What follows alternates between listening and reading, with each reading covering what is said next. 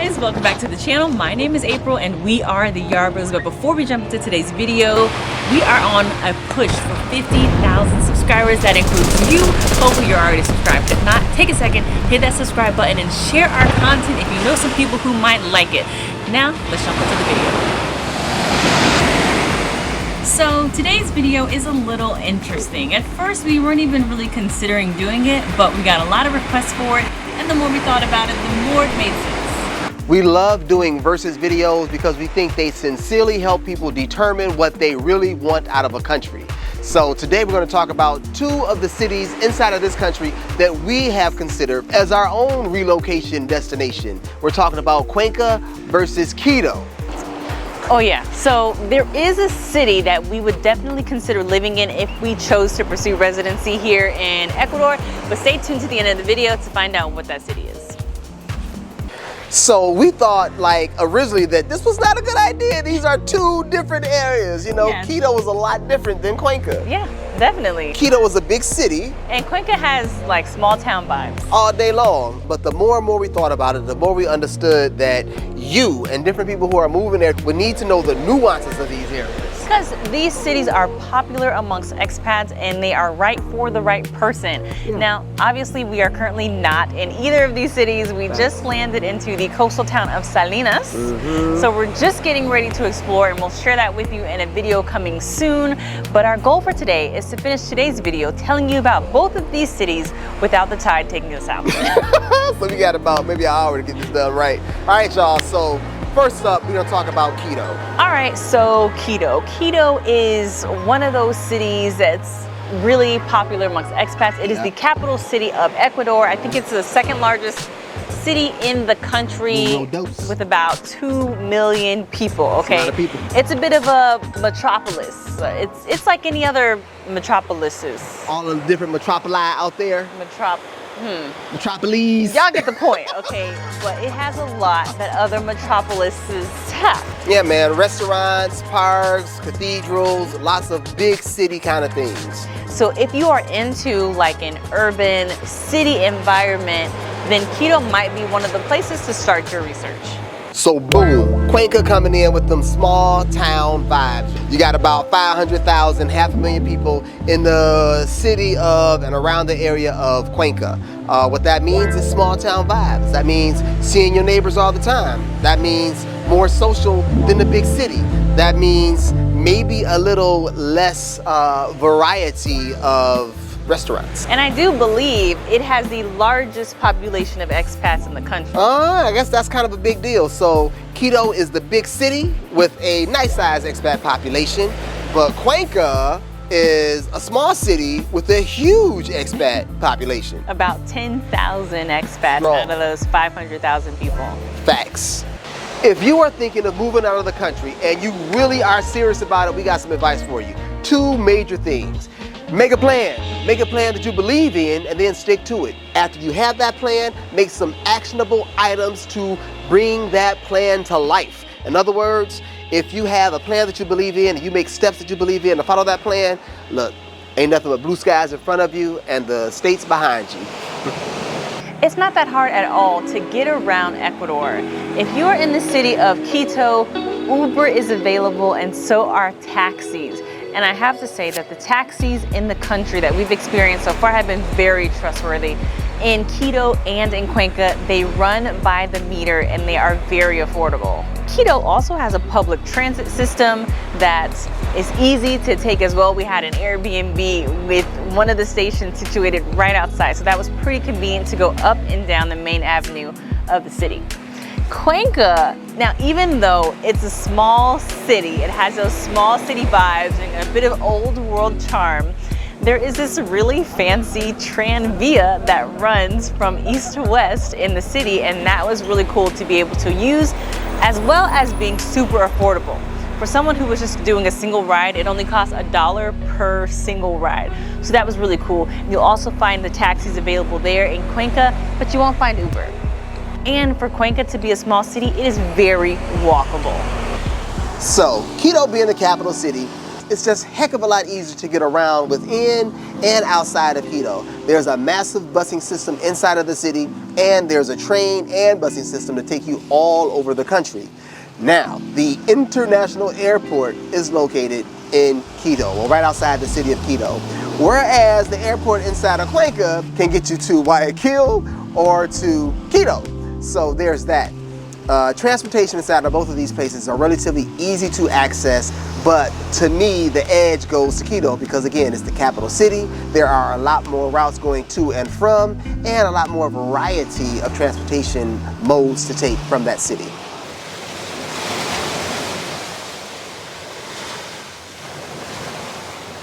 So pretty much Quito is very large and sprawled out. Cuenca is not. And those are the hard numbers or facts about these cities. Yeah, but let's get into the nuances of the cities. Let's do it. Now, if you are a foodie, such as I am, such as my wife is, then you want a city that's going to be able to provide some really good and different type of cuisine. That's true. Now, when we first got to Quito, it really wasn't hard at all to run into a really good restaurant. Man, hey, look, I know this ain't gourmet, but I'm gonna tell you, if you go to Quito, y'all, we have a favorite pizza place where that arugula house special is ridiculously delicious. Shout out to Quito Pizza Company. Quito Pizza. The food experiences that we had while in Quito have been unparalleled while we've been in this country. Yeah, we also... Oh, wait a minute. Have been unparalleled. Nah, so that's a lie. Okay. I mean, Cuenca don't compare. Cuenca don't compare, but the coast. Well, we're talking about like just different restaurants and stuff, and there was a diversity of restaurants that we saw a lot in Quito that were within the neighborhoods, and luckily we landed in a pretty cool neighborhood where it wasn't hard at all to be able to taste this side and diversity of the cuisine or the international cuisine that's here. Man, it was an abundance of options, y'all. Whereas in Cuenca, not so much. There are some really good restaurants there, but there are a lot of kind of like, would be my equivalent of like a greasy spoons, you know what I'm saying? Okay. A lot of traditional mom and pop kind of shops. Now I will say that Cuenca is that type of place where you should take the recommendations of restaurants. So when you find your tribe and your community, find out where they've been to, so you don't have to waste time finding restaurants, because there are really good restaurants there. It just wasn't as obvious for us to find them until we connected with people. So that's a good segue. Community.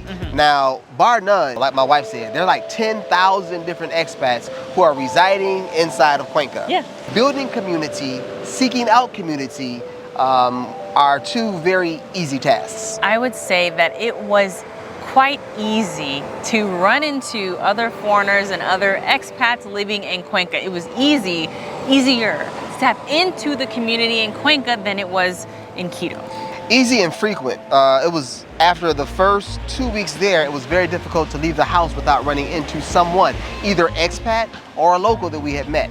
You run into the same people over and over at the grocery store, at the tienda, at the markets. And you know what? I gotta, take it to the past a little bit. I'm gonna say in the last few years, minus Thailand, I don't think we've been as social as we've been in Cuenca. And it was natural. It was natural, you guys. Now, we've been, you guys know where we've been. And some of these places have very large expat communities, but they don't talk to each other. They don't socialize. They're not active in the little groups. That ain't the deal in Cuenca. Cuenca is super social. Cuenca, there are lots of different social networks that you have to try not to get plugged into. So if you are not trying to see other expats, you don't want to go to Cuenca.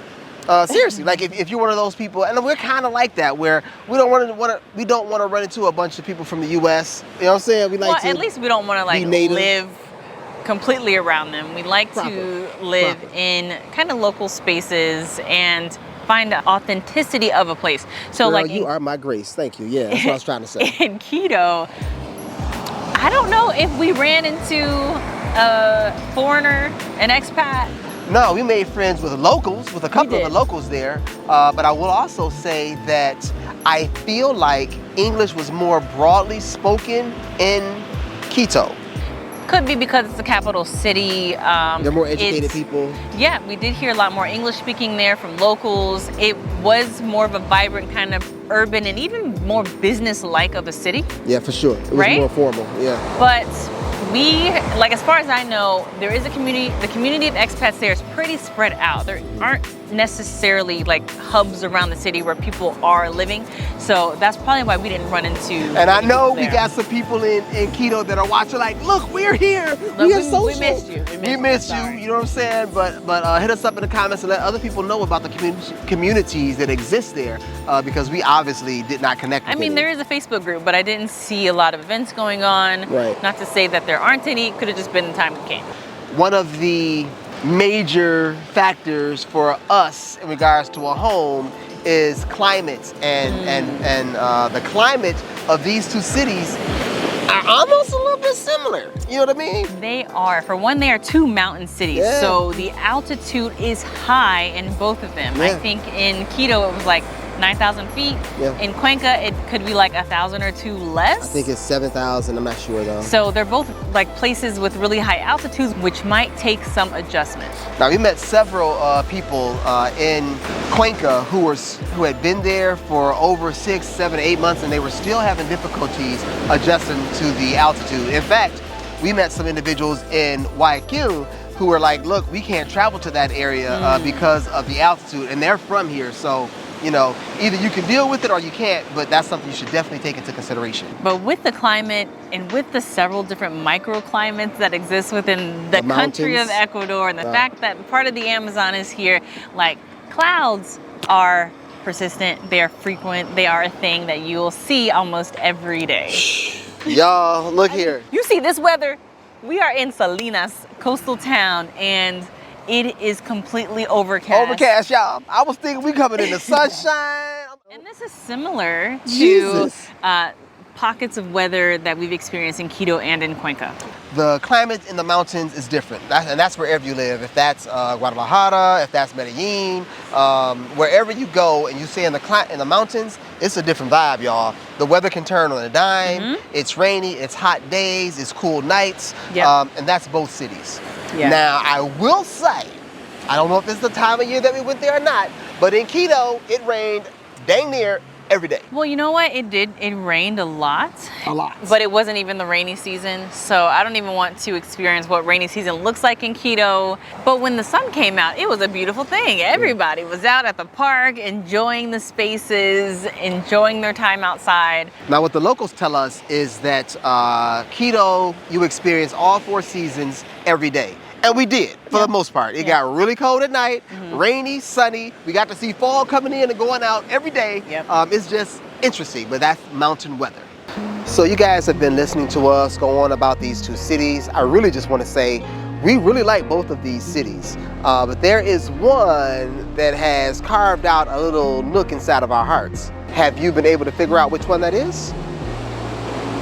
My time in Quito has been refreshing, exhilarating. It's been eye-opening, and I think one of the biggest surprises I got coming here was just how metropolitan of a city Quito was.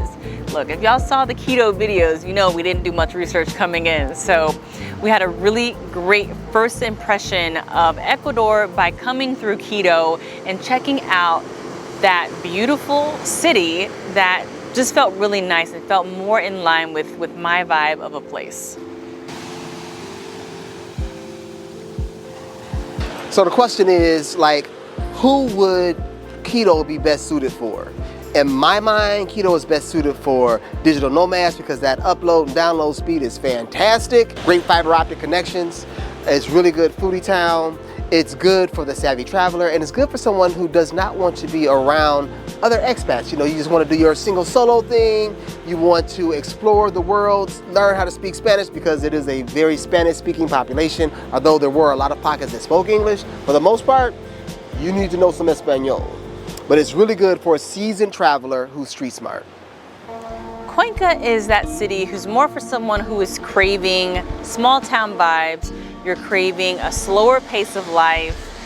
You are craving a place that has more security, it's safer, a place that is walkable because it's such a small town.